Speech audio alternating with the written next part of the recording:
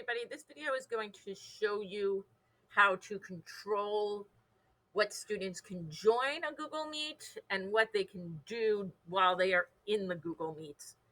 And that is also will be helpful for this will be helpful if we have students that need to access our class remotely.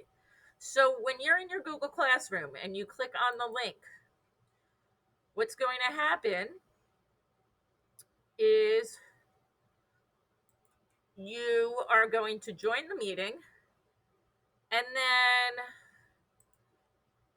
if you see over here where it says host controls, you want to click on host controls.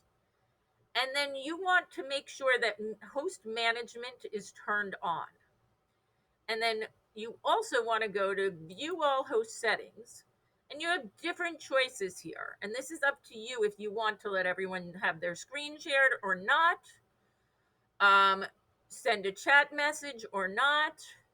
That's up to you. I would possibly turn that one off because there is the Q&A feature.